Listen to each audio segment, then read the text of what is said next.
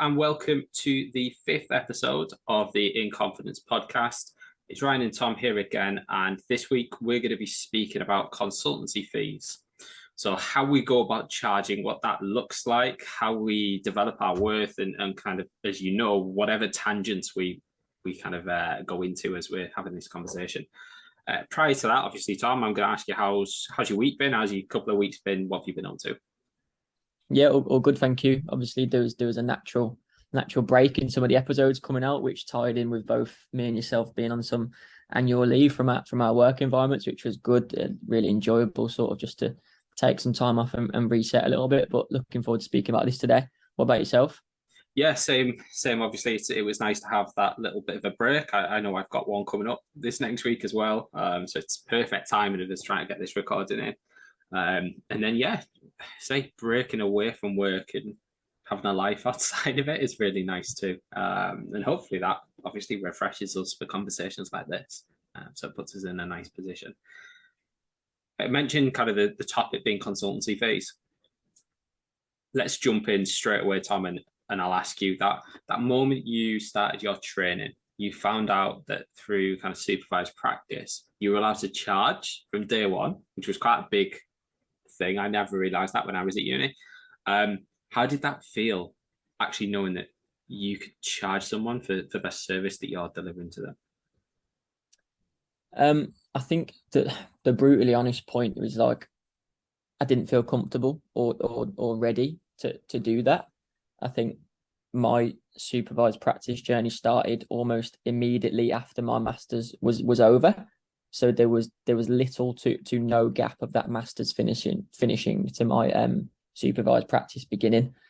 And I didn't feel, although I felt really comfortable with the education that I'd gained and the information that I'd ascertained through going through the university process, how good or how ready I was to deliver that in an applied setting, whether that be to an individual athlete on a consultancy basis, or in an environment to a group of athletes, for example, on a consultancy basis.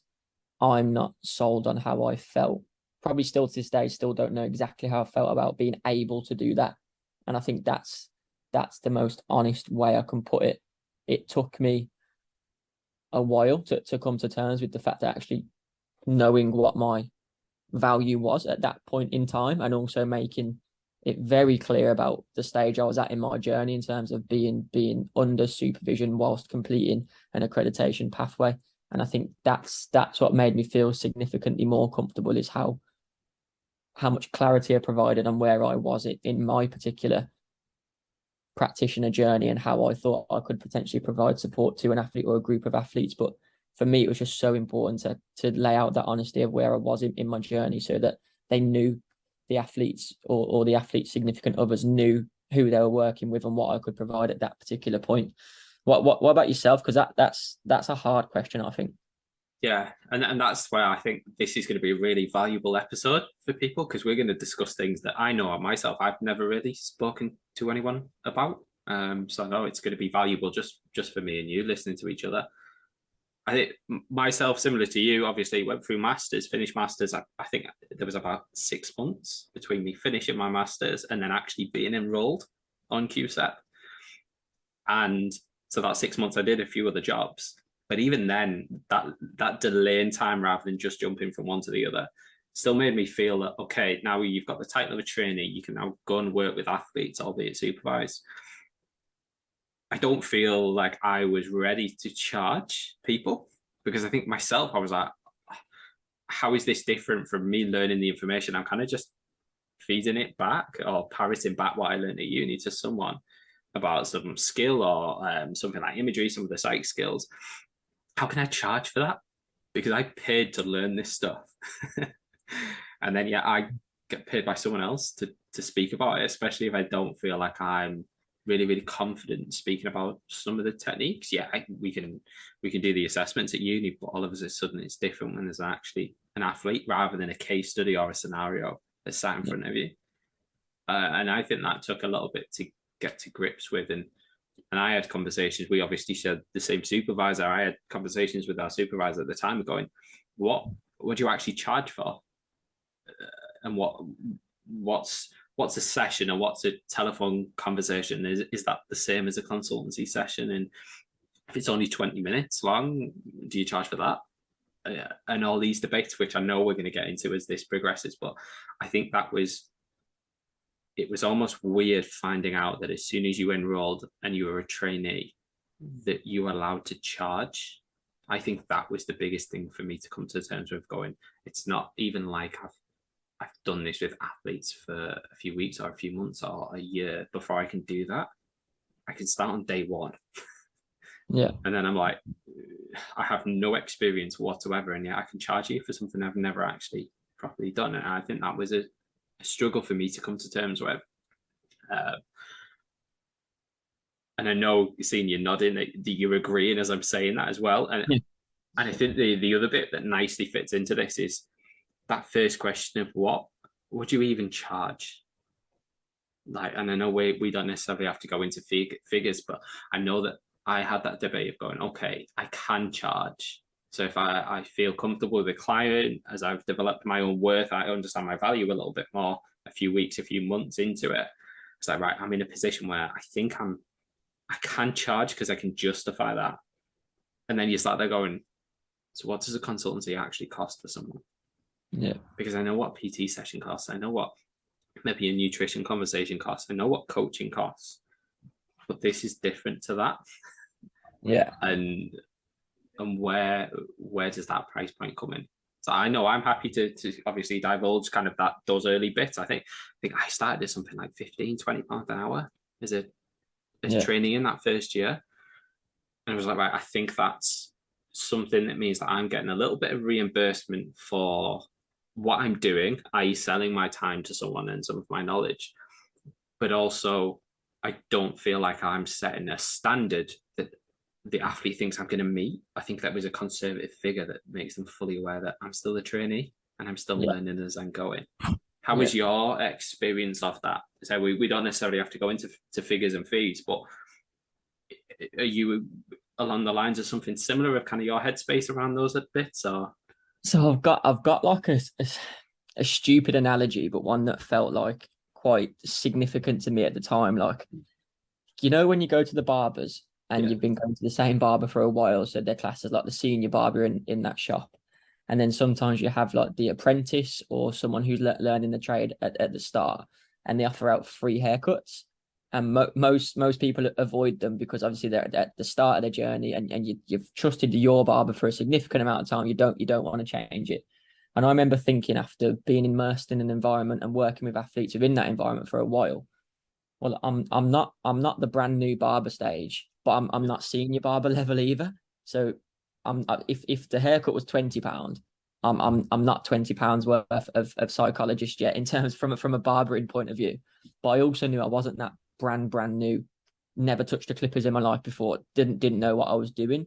I was somewhere in and around the earlier parts of the middle, if that makes sense. And that was for me the easiest way to. It didn't necessarily land me on a particular fee, but it put me in more of a ballpark of where I thought I should be, whilst using the analogy of cutting someone's hair, but that's the way it made sense to me, because it looked like I had almost like a real world example of something completely different. Yeah. But you could kind of use the same sort of rationale as to where you might be along that journey. And that was sort of the rationale I used from a really basic point of view. There's obviously significant amounts of detail behind that went into my thought process behind when and where I would begin to charge and how much and things like that. But to put it in the basic point of view, that was how I did it. But significant experience was obviously gained by myself before the beginning of the supervision journey before the point where I actually began to charge. So, and I think that period was key for me, that I felt I was able to offer a form of service that I had actually had a chance to practice in a real life environment with athletes and their significant others. And I felt comfortable that I had enough knowledge and education to deliver that on a consultancy basis, because I had evidence that I'd done that in an applied practice setting previously. And I think that's that's probably the funny analogy, the way how I've been able to work it out better for myself, that allowed me to operate comfortably, I'd say, when I was ready. Yeah, I think you mentioned like it being funny, being silly, but I can completely agree because it's almost like we're looking at kind of college apprenticeships and going, Yeah. well, they get paid hourly, or if you're going to build insight and things like that, you get an apprentice wage. You're not the fully fledged final salary or electrician wage, builder wage, whatever it is, but you're still getting something versus getting nothing and kind of just giving away your time for free. Yeah. And I think for me, a big step, and we could come on to kind of voluntary work and things like that. To be fair, I'll jump in with that one. Where do you sit on kind of voluntary work and kind of offering services for free? What's your thoughts on that? It's a tough question, and definitely one that is up for debate. That's why I've asked it. Yeah, I really enjoyed and benefited from the voluntary work that I was able to access. So it has allowed me to find myself in a position that I really wanted to get, and it wasn't, I wouldn't have been able to get that unless I was allowed to complete the voluntary work prior to that, to be able to demonstrate to a range of different athletes and significant stakeholders, things like that, that I am capable of delivering a particular psychological service, whether that be to athletes, to staff groups, to their parents, and anything like that. So for me, it was essential, but it also really worked for me because there was opportunity that came with that. And I think that's why I've probably got a swayed view on how much voluntary work helped me, because it's allowed me to generate work throughout the rest of my career that I don't think I would have got access to unless I completed that voluntary work beforehand. I was also very fortunate that I was able to complete, like you said, just, I don't want to say a regular day job, that seems pretty demeaning, but a day job away from sports psychology, like during the day. And then I was able to do the sports psychology voluntary work on evenings. So yes, it took up a lot of my time, but at that point, I say at that point, I still do really love it and enjoy it. So it was an essential for me. But I also understand that there's another side to it, and a side that I haven't been privy to. So I also don't think it's fair for me to comment too much on what I might understand the other side to be when I've not necessarily had lots of access or experience to it, and maybe the more negative sides of voluntary work, especially over a longer period of time. I think that's probably the fairest way for me to answer it so far. What about you? Yeah. The reason I ask is like you've mentioned that I know it's this huge divisive argument that some people are obviously really, really for it, and we probably sit within that middle bit where we can see the advantages of it, but then some of the drawbacks as well. But some people are really definitely against it. But I think there's the opportunity that you kept coming back to that I'm going to pick up on is going, I could have brilliant understanding and really know my sports psychology, really know my practice, have kind of a really good idea of the sport that I can offer people. But then especially during training, but even after qualifying, if I can't actually get in front of people, it's finances, you look at the world now, financial kind of barriers are obviously huge. If I can't get in front of the people, then how do I get the experience? How do I then generate that experience, the lessons learned from doing things really well, maybe making minor mistakes and being able to adjust and reflect? I can't do that if I can't actually get access to athletes. And I think that's really, really important. We know the sports that we obviously, a lot of our work has come under football. I know that I've been in a whole range of different team and individual sports. Some of them really well funded, some of them not. And I know fine well that some of the athletes who aren't in brilliantly funded sports, there's this, I guess for me, it's like a moral argument where I'm going, I know that I could really help you, yet you maybe don't have the financial means to do so. Yeah. Therefore, am I in a position to maybe offer something short term at no cost so that you can get some value that then gives me an insight maybe into a sport that I've never been in? Because I'm getting something, even though it's not financial, I'm getting a benefit from it and it's mutually beneficial. And I think that's where I kind of would put my flag on some of the voluntary work is that I think you need to make it really clear though, and I think this is where I sit on it kind of an absolute definite, is that if you aren't going to charge for this because of the effects that it could have on the profession, I think you need to make it really, really clear to the people that you aren't charging why you're not charging, and that it still is a chargeable profession. Yeah. Maybe there are reasons in that context that you have agreed that there won't be a charge.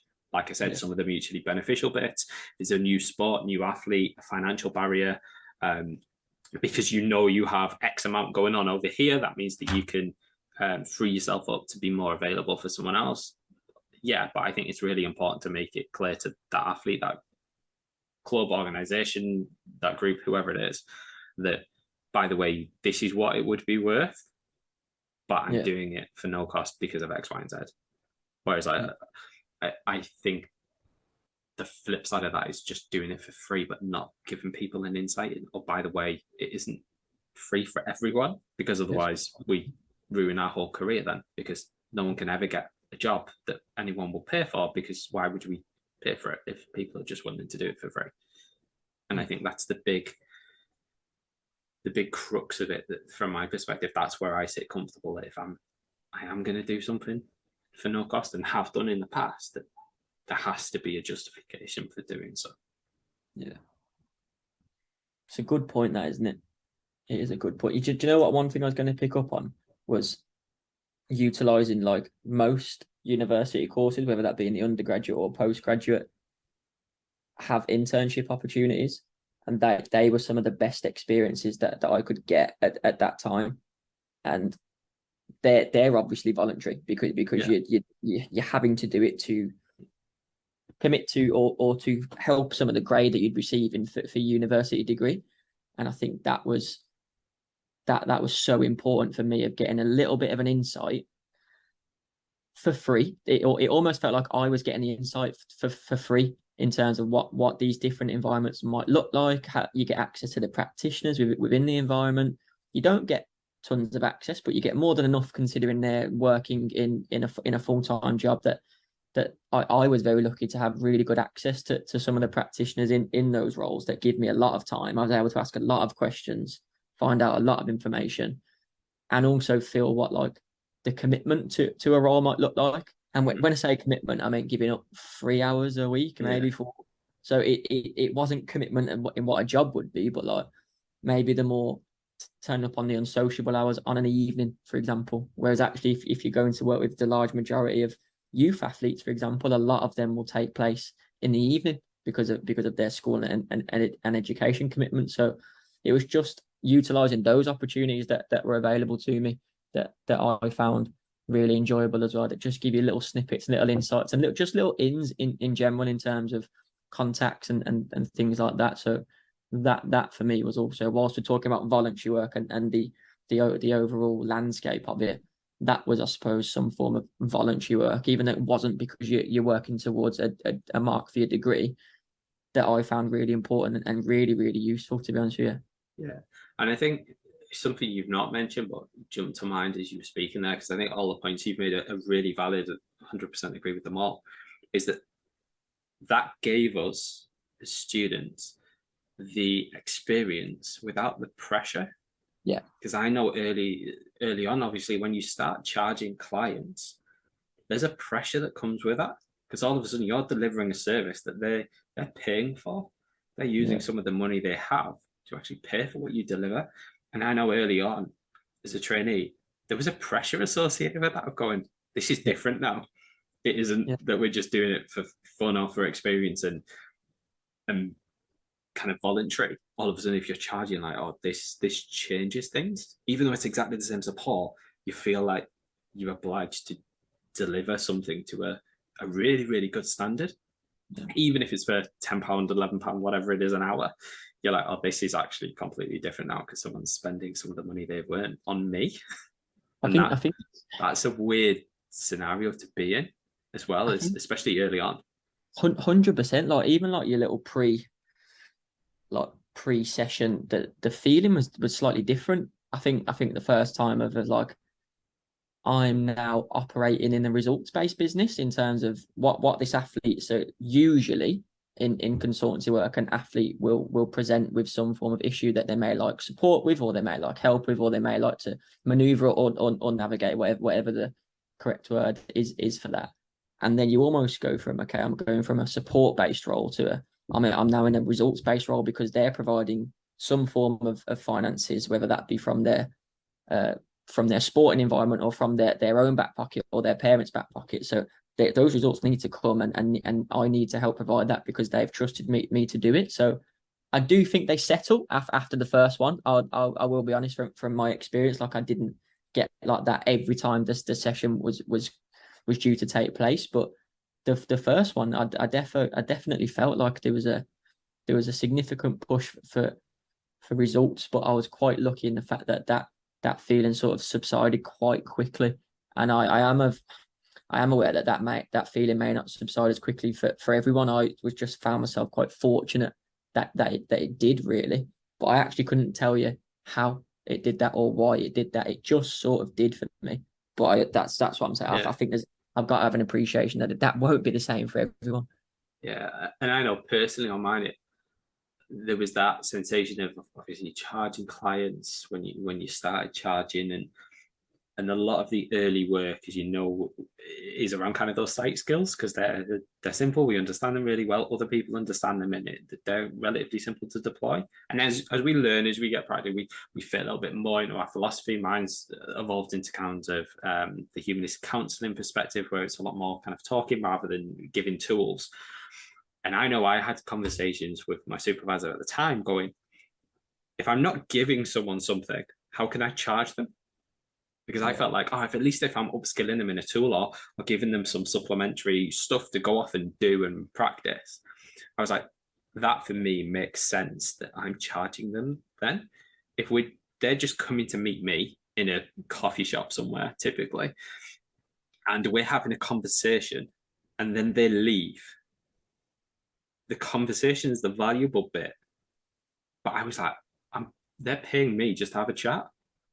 And that was like this difficult struggle that I had at the time of going, I know it's a different conversation than they could have with their friends, but it feels like just a chat. And I was like, people are paying me just to have a conversation. They could save a lot more money if they go and speak to a friend. And I lost, I think that was that battle in me of going, yeah, but when we're professionally trained, we're delivering a profession, it isn't just having a conversation with our friends because of X, Y, and Z and all this experience we've got and the perspective we can give, because we're not living in and around their life, because we're removed from that. That can be really valuable for the person sat opposite us, that we have nothing to do with their life and we're given like an outside perspective. And then I settled again, as you mentioned there, and went, okay, yeah, it makes sense. I'm comfortable with charging for this. But it was a weird transition for me to go, really happy charging for tools and skills and techniques. And then this grey area of going, it's just turned into a conversation. And how do I know they're still getting a benefit from it? And that was a completely different reflection I had as well. Do you know what I think you brought about there was touch on that particular topic about, let's say inverted commas, paying for a chat. Well, actually, most of the time you will have done an intake meeting prior to the first chat taking place, and that's probably led you to do a little bit of preparation work, maybe for an hour beforehand. You will definitely go away and make some, if it's not just writing up notes for the client, however they'd like them to be presented to them, probably some reflections on that as well. So let's say the chat was an hour, the sort of pre-chat work was probably an hour before that, and maybe some note taking and some reflecting previous is actually potentially another hour to an hour and a half that you've done, dependent on the way you might like to reflect and things like that. So actually, you almost move away from has someone paid you for a chat, or have they paid you for 3 to 4 hours of your time, but they only might get you face to face for an hour of that time. Do you know what I mean? I think it's that subject, isn't it? Yeah, and I think that was a huge kind of realization as a trainee of that shift of going, actually, that is the fee that they're paying for that contact time, as you've outlined there, but actually there's so much more that encompasses. that fee gets spread across probably 4 hours of work rather than just one. And I think that definitely helped as a trainee to go, right, that justifies that figure a little bit more. For kind of making sense and feeling like it isn't just that conversation. And I know that was part of my own development as a trainee through practice. I think something else that I know we can touch on is, how do you know when's the time to charge more? Because the likelihood is you now won't charge what you started charging in that first year. So how do you know when it's time to bump that price up? I think does it come back to your barber's analogy? Slightly. It definitely, there's definitely some form of similarity, because and the reason why I say some form and not complete similarity is because what defines a senior barber, if we use the barbering analogy. So if you flip it to sports psychology, is it someone who's been at the top of the sport that the athlete that I might be working with is in for a sustained period of time? Is it someone that I think is at the top of their game from a sports psychology perspective that isn't to do with the sport that I'm going to be working? There's so many different ways, in my opinion, you could look at it to be like, actually, who's to say I'm at a senior level? First of all, my age gives away the fact that I'm not at a senior level to begin with.